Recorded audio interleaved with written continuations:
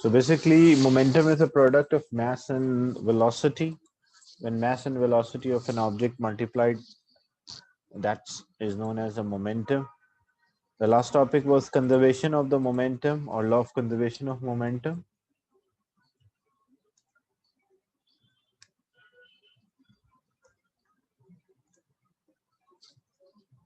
So basically what happened, the total moment in an isolated system, a system which is not affected by external forces, the momentum before collision is equals to momentum after the collision.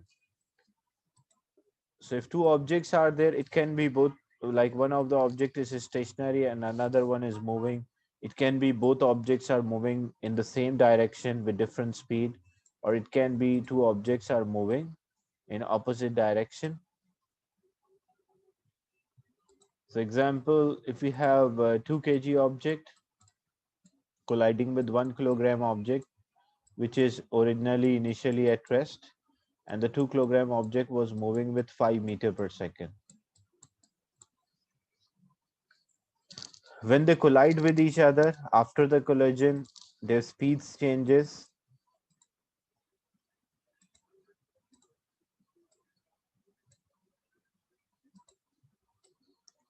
So example, after the collision, the 2 kilogram continue to move in the same direction with a speed of 3 meter per second, and you need the speed of 1 kilogram object.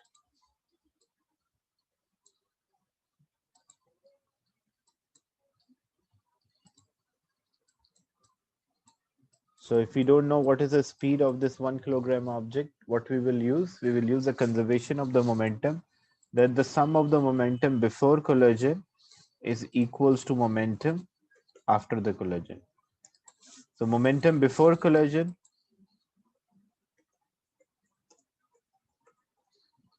is equals to momentum after the collision. Momentum is a product of mass and velocity. So before the collision, the mass of the 2 kilogram, which is moving with 5 meter per second, and the second one is having a mass of 1 kilogram, but it is initially at rest, so 0. Then after the collision, the momentum is the mass is 2 kilogram, but it was moving with a velocity 3, the 2 kilogram, plus the mass is 1 kilogram, and we don't know its velocity, so that's unknown x. So we'll solve this equation. 2 multiplied by 5, that's 10. 0, 2 multiplied by 3, that's equal to 6, plus x. So 6 will move other sides. It will be 10 minus 6 is equals to x, or we will get x is equals to 4 meter per second. That will be the speed at which the 1 kilogram will move. But what will happen, for example, if in a question the two objects are moving in opposite direction before the collision? So you have to, so in that case, what you have to do, you have to consider that the directions, because if one is positive, the other one should be negative. Example, you have say two objects of different masses.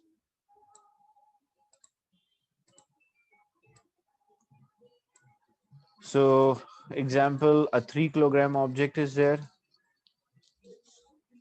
and 2 kilogram object.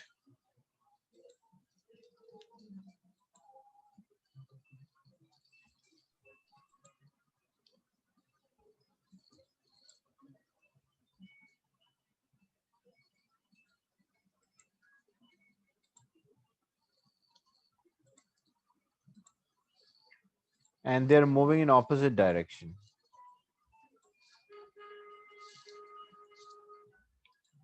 So if they're moving in opposite direction, example, if this was moving with 5 meter per second and this is moving with 3 meter per second.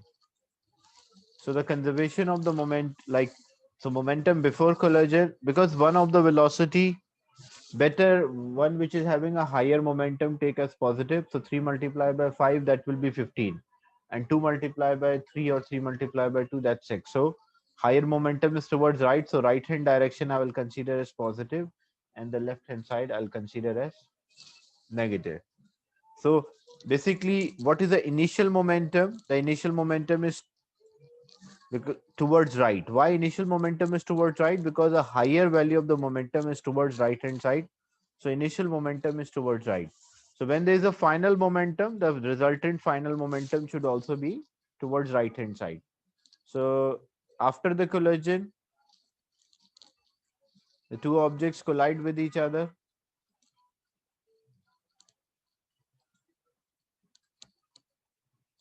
So a 3 kilogram and 2 kilogram. And the question is, for a 3 kilogram object, after the collision, its speed changes to 1.5 meter per second. And the question is, state the direction and speed. So we have to state the direction as well as speed. So first what we will consider, we'll consider a direction example. The direction is towards right hand side. This is our consideration. But if our answer is positive, it means our consideration or our assumption is correct. If answer is negative, it means actually it does not move in the direction which we consider. It move in opposite direction. So again, we will apply the conservation of the momentum. Momentum before collision is equals to momentum after collision. So momentum before, it will be 3 multiplied by 5 plus it will be 2 multiplied by minus 3 equal to momentum after collision. It will be 3 into 1.5 and 2 into x. So 3 multiplied by 5, that's 15. 2 multiplied by 3, that's equal to 6. 3 multiplied by 1.5, so that's equal to 4.5 plus 2x. When we solve, this will be equal to 9 is equals to 4.5 plus 2x. 4.5 move other side, so 9 minus 4.5 is equals to 2x. So this will be 4.5 is equals to 2x, and x will be equal to 4.5 divided by 2. So x is equals to 2.25 meter per second. But you can see our final answer is coming out positive. It means the direction which we assume, this was our assumption to solve this. So direction which we assume is correct. So it is actually moving towards right with a speed of 2.25 meter per second. But if our answer, the final answer is coming out negative, it means the direction which we assume is not correct. Actually, this object move in opposite direction which we assume. Is it clear? This question example related to conservation of the momentum.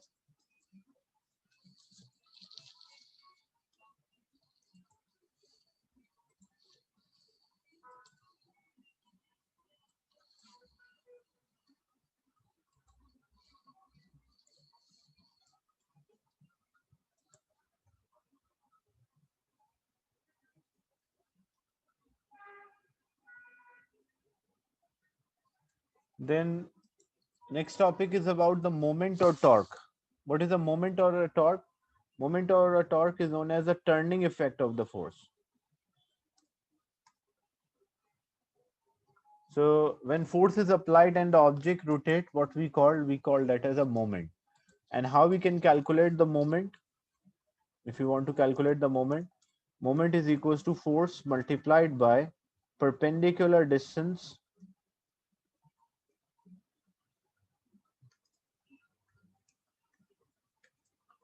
from the pivot.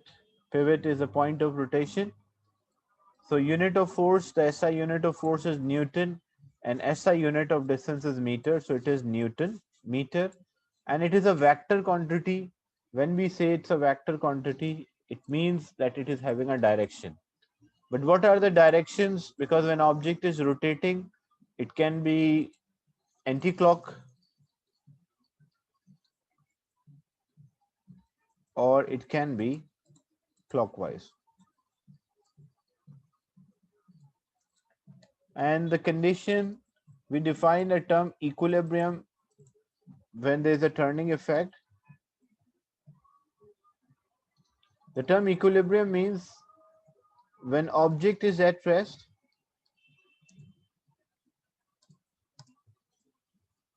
or moves with constant speed,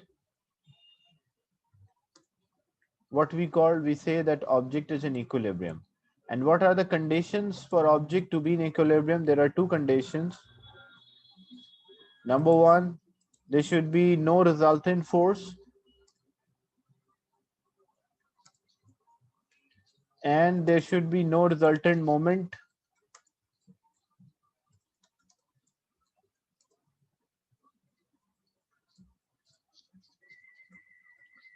Or we can say the clockwise moment or the anti-clockwise moment is equals to clockwise moment. These are the two conditions for object to be in equilibrium. So when it is at rest or move with a constant speed, we call object is in equilibrium. And we will check whether when it is in equilibrium, it should fulfill two conditions. Number one, there should be no resultant force. Number two, there should be no resultant moment or turning effect. For example, this is a beam and you pivot or a fulcrum is placed at the center. So weight of the beam, if it's a uniform beams, the weight is acting at the center. So weight is acting at the center, but this weight will not cause any moment.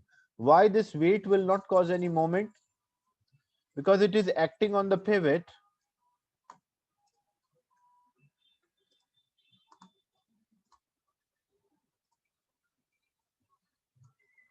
Because it is acting on the pivot, so the perpendicular distance is zero.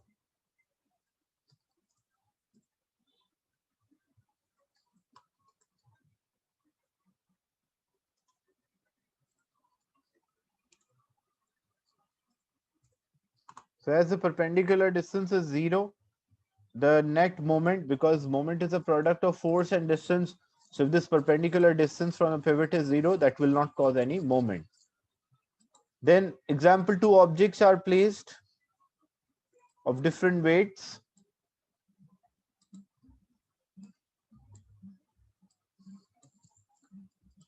Weight of this object is 3 Newton and it is placed at a distance of say 2 meters from the pivot. And another object weight is 6 Newton and it is placed at a distance of 1 meter.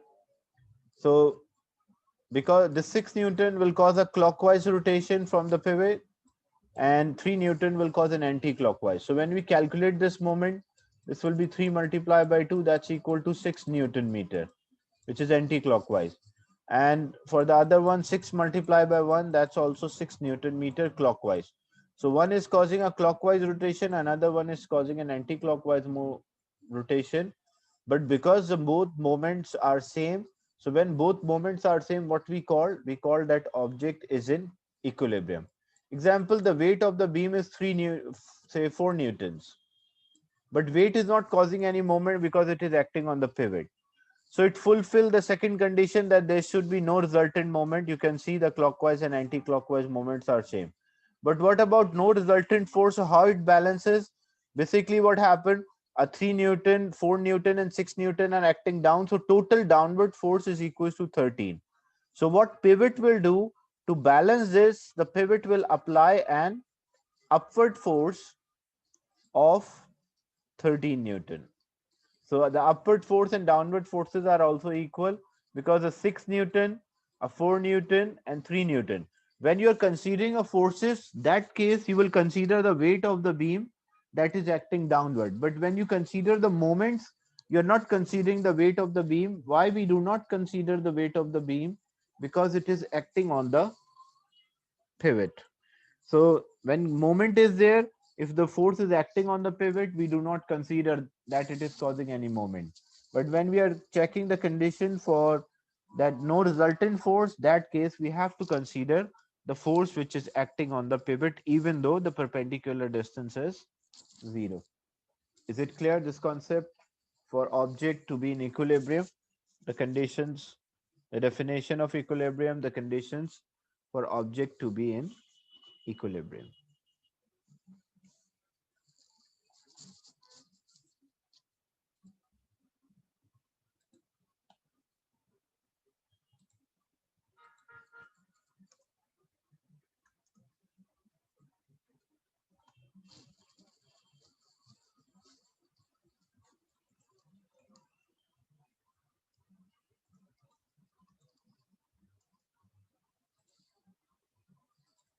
Then you took this topic in O levels, but now a small change will be there.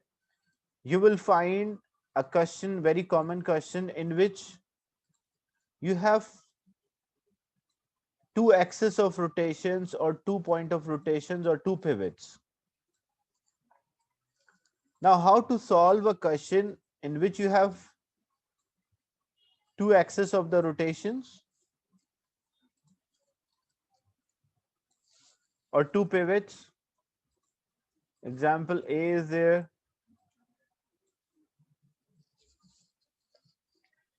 You have to check in a question. Sometimes they mention the weight of the beam is negligible. So you can, when it's a question, it is mentioned that weight of the beam is negligible.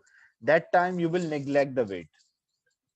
But if they say weight of the beam is having a specific value and it's a uniform, so it should act at the center.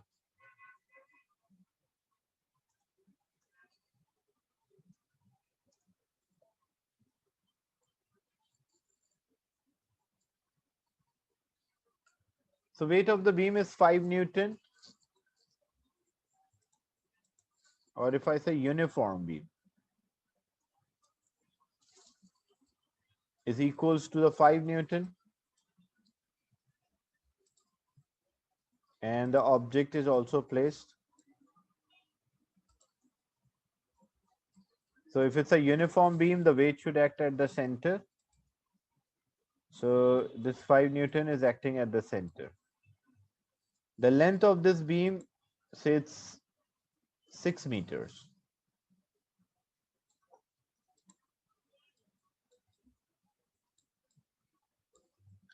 And distance from each end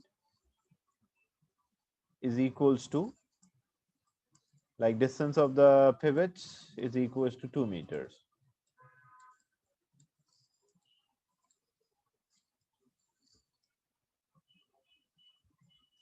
Then an object is there which is placed 2 meters away from end. So this is end X, the other one is end Y. An object is there which is placed 2 meters away from end Y. The question is, calculate this weight of the object is there. Weight of the object is example 20 newtons.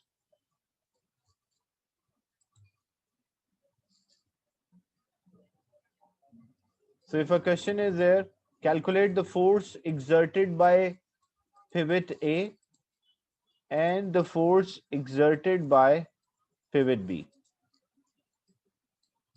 That is the question. So now in this question, you have two pivots. So first, what you will do, it's up to you. You can consider one of them as a fixed pivot or the point of rotation, and other one you will consider that force can cause a rotation. So it's up to you. You can solve by considering A as a fixed pivot, or you can consider B as a fixed pivot. So example, if I consider this 20 Newton is also acting down. Example, and this beam is at equilibrium.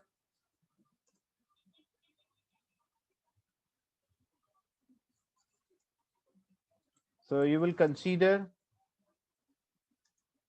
it's up to you. You will get the same answer. Example, I consider A as a pivot or the point of rotation. So if I consider A as a pivot or A as a point of rotation, so I will apply the conditions of equilibrium. As it in equilibrium, so anti-clockwise moment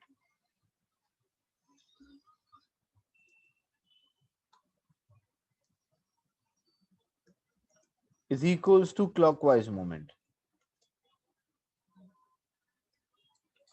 So there is no net resultant turning effect and the clockwise and anti-clockwise moment. And I consider A as my fixed pivot or the point of rotation. So now I consider first thing the force which is like force exerted by pivot A on the beam will not cause any moment. Why it will not cause any moment? Because it is having a perpendicular distance 0. So this 5 Newton, which direction will cause a moment? It will cause a clockwise. This 20 Newton, which direction it cause a moment? Clockwise. And this FB, the force from pivot B, which direction it cause a moment?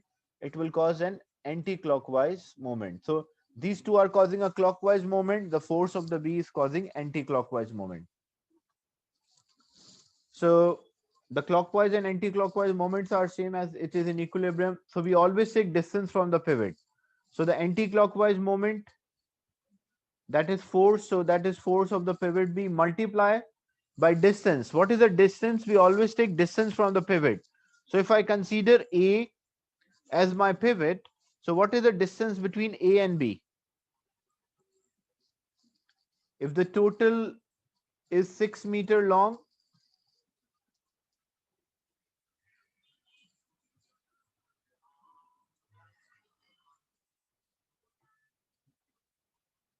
example, this is 1 meter, this is also 1 meter.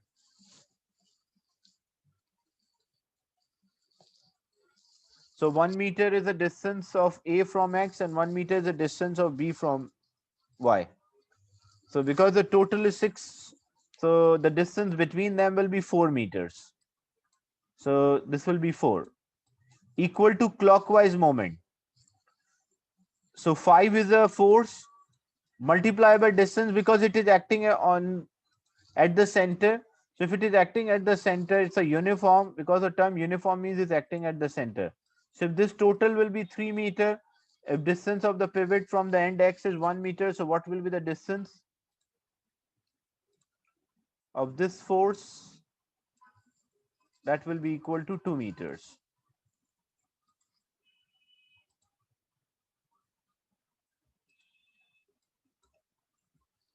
So 5 is a force multiplied by distance is equals to 2. Plus, there's another force which is also causing a clockwise moment. So 20 is a force multiplied by distance from the pivot. So from one end, it's 2 meter from end Y. So remaining will be 4 meter, but out of that 1 meter is this. So we are left with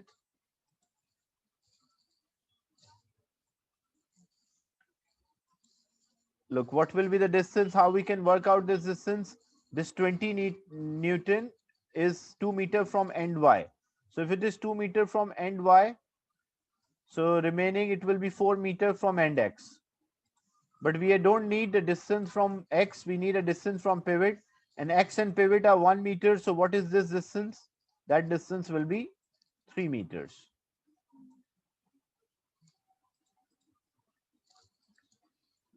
So just we will solve this. Is it clear how we worked out the distances?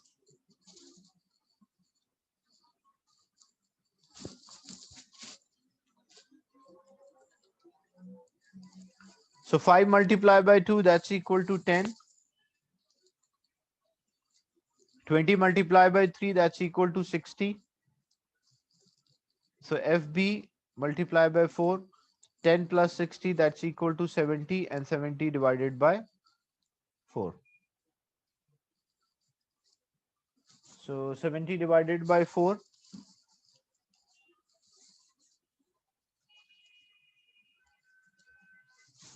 that's equal to 17.5 Newton. So 17.5 Newton is a force by B, but we need a force by A as well. So for that purpose, what we will use a condition that upward force equal to downward force, or there is no resultant force.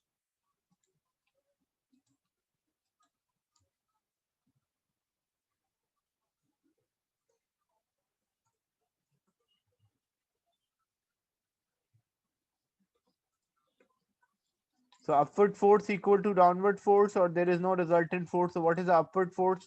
There is an upward force from A, the pivot A, that's FA, and there is an upward force from B, that's FB, is equals to the downward force. So what are the downward force? 5 Newton is acting down and 20 Newton is also acting down. FB already we know it's 17.5. So FA plus 17.5 is equals to 25. 17.5 move other side. So FA is equals to 25 minus 17.5. What's the final answer? So it will be 2.5 plus 5. So it will be 7.5. So 7.5 Newton is force from FA. Is it clear this example? So when in a question you will find there are two pivots. So in that case, what you will consider, you will always consider that one of them is fixed and the other one is causing a rotation. Is it clear this example?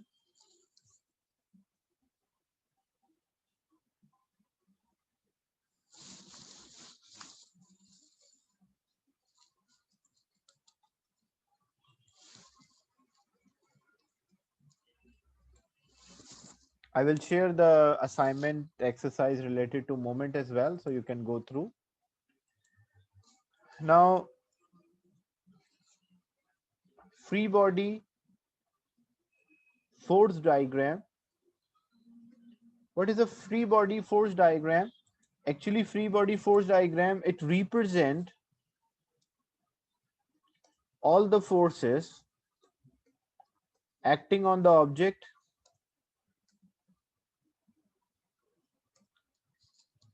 the direction of the force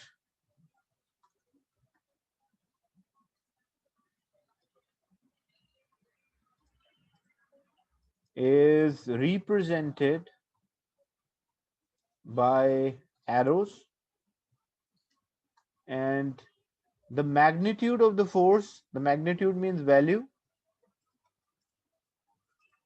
is represented by length of the arrow. Like if it is higher, greater magnitude, we'll draw a longer arrow. If it is smaller magnitude, we'll draw a shorter arrow.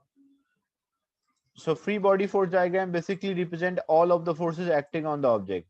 Example, an object is on the horizontal surface. So if I want to draw the free body force diagram, so the weight will act downward, and because the surface will apply an upward force, and that force is known as the normal contact force. And this normal contact force acting up, and because this object is not moving or it is stationary, in that case, if object is stationary at rest, so there is no horizontal forces or forces, like resultant force is zero. So this object is at rest. But if another object is moving with a constant speed on horizontal surface,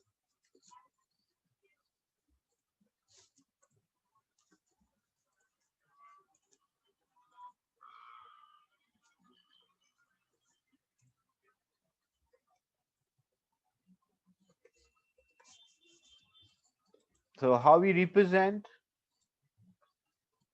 if for example this object is moving on the horizontal surface with a constant speed, and we want to represent a free body force diagram, so weight acting down, the normal contact force is acting up,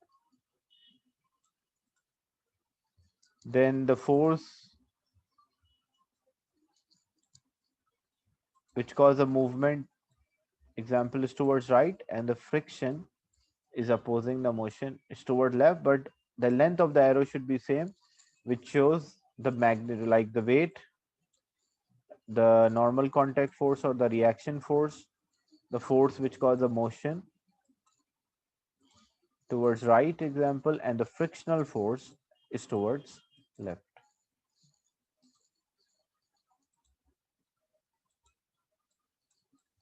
And if this object was accelerating on the horizontal plane, how we represent the free body force diagram for this object, say it is accelerating towards right hand side. So in that case, the force which is causing a motion is higher as compared to force which is opposing the motion. the weight is acting down. So horizontal plane, there's a resultant force. Vertical plane, there is no resultant force. So in that case, weight and normal contact force should have the same length, but the force which is causing a motion is more than the force which is opposing the motion. So this object is actually accelerating towards right hand side. Is it clear?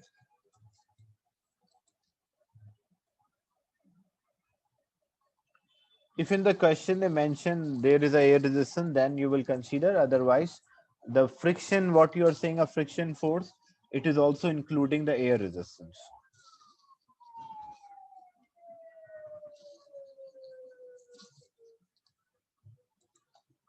Then on inclined surface,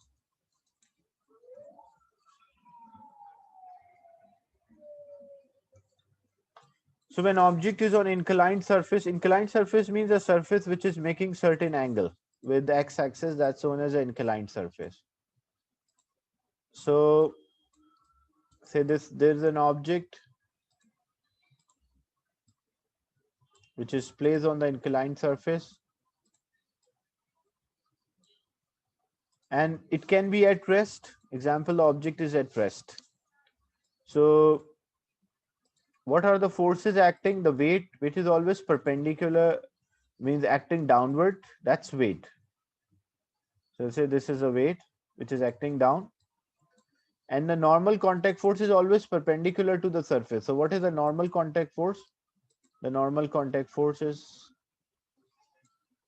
but how this object is able to or remain at rest? So actually what happened, the friction,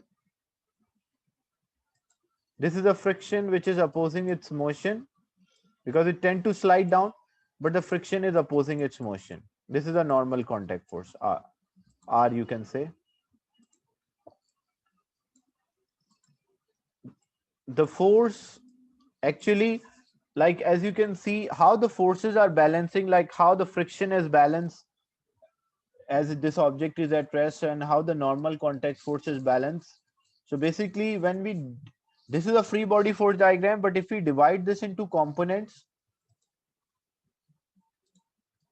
like if we take the axis here, so this is our y-axis, this will be x-axis. The angle which is the inclined surface is forming with x-axis is always same as the angle with the weight is forming with the y-axis on inclined surface. So according to this, the weight will have component, the component of a weight which is with an angle, that's w cos theta, and against the angle, that will be w sin theta. So as it is at rest, it is not moving. So what does it mean? It means that w cos theta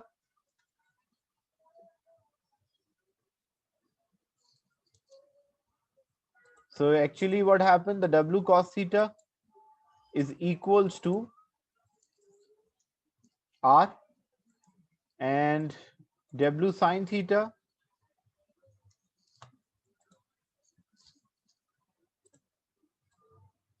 is equals to f. But if this object was accelerating,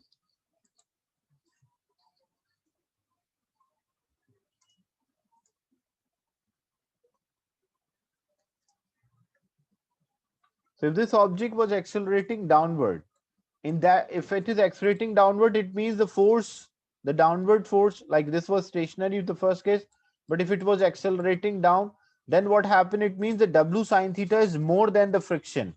So in that, but horizontal, vertical plane, there is no acceleration. So again, the w cos theta will be equal to r. But what about the inclined plane? In that it is accelerating, and so w sin theta, we have the Newton formula, F is equals to ma. So resultant force which is causing an acceleration, w sin theta minus friction is equals to ma. If we neglect the friction, like if friction is negligible,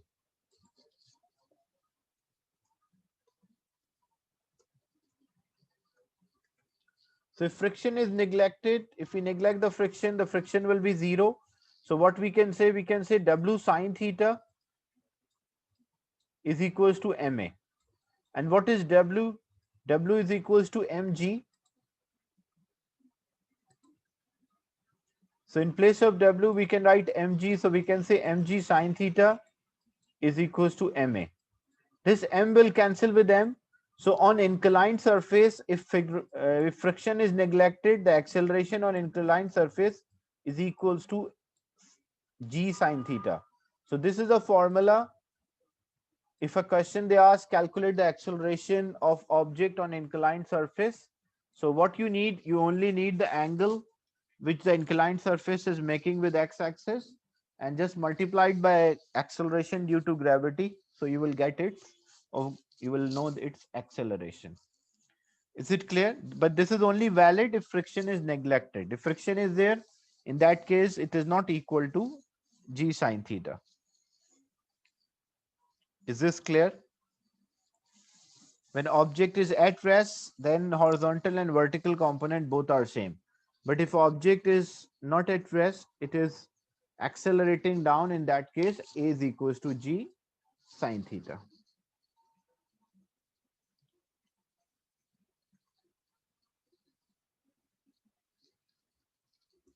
Any doubt in this part?